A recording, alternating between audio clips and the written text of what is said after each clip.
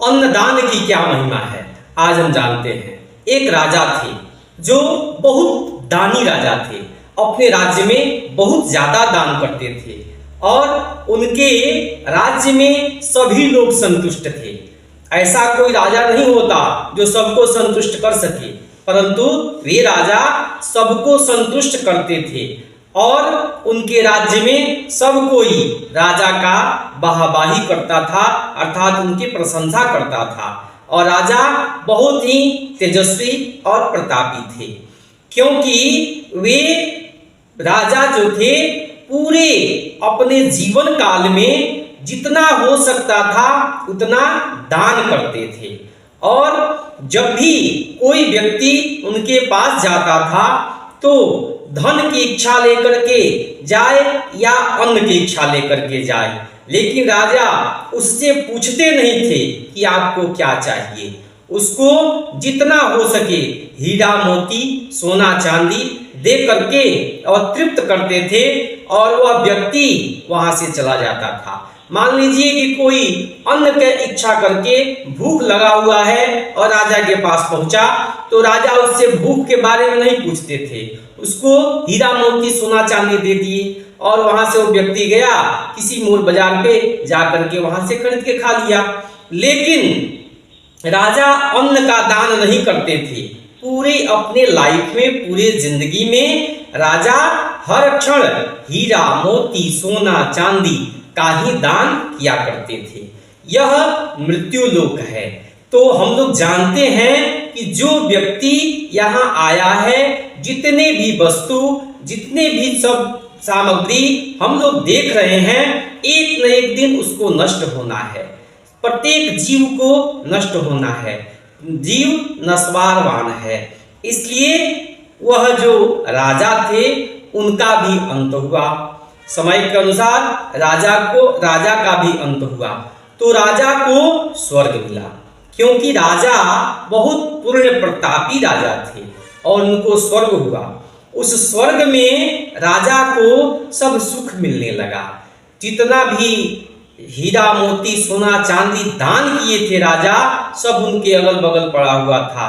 दास दासी भी थे, क्योंकि राजा किसी को किसी प्रकार का कष्ट दिए ही नहीं थे। जब कुछ समय बाद राजा को भूख लगी, भूख की इच्छा हुआ कि मैं कुछ खाऊंगा, तो राजा अपने अगल बगल जो दास थे उन लोगों से कहे कि हमको कुछ व्यवस्था करिए भोजन का।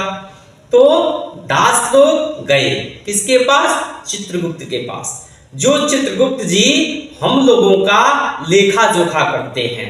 जितना भी हम लोग सही कर्म करते हैं, गलत कर्म करते हैं, उस सब का लेखा चित्रगुप्त जी के पास होता है।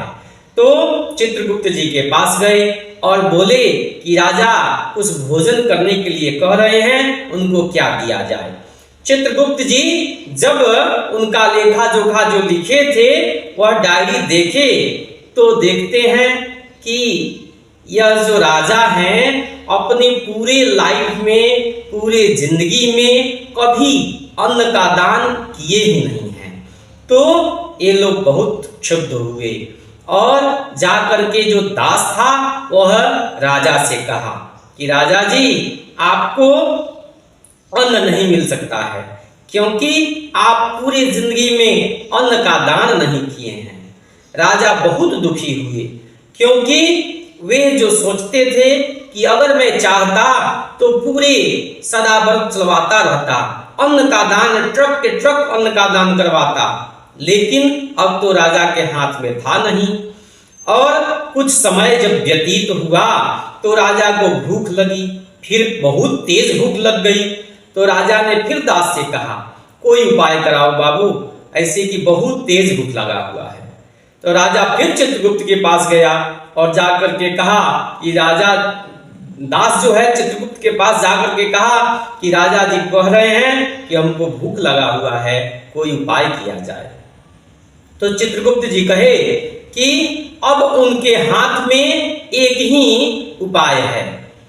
उनका शरीर जो है नदी के तीर पर पड़ा हुआ है, अगर चाहें तो वे अपना शरीर का भक्षण कर सकते हैं। कोई अपने शरीर का भक्षण करेगा? बहुत दुख हुआ राजा को जब यह बात सुनी, और अंत में जब क्षुधा बर्दाश्त नहीं हुआ तो राजा वहां से अपने शरीर के पास आए, जो शरीर नदी के किनारे, नदी के तीर पे पड़ा हुआ था। और वहां आकर के राजा उस शरीर पे जो हाथ लगाए तो बहुत अच्छा मिष्ठान का सुगंध उस शरीर से आने लगा। तब तक देवता लोग वहां पे पहुंचे और राजा को उस शरीर को भक्षण करने से रोक दिए, और रोक करके कहे कि आप इतने प्रतापी राजा थे, आप अपने राज्य में बहुत सारा हीरा मोती सोना चांदी का दान किए हैं, लेकिन आप एक केवल अन्न का दान नहीं किए हैं।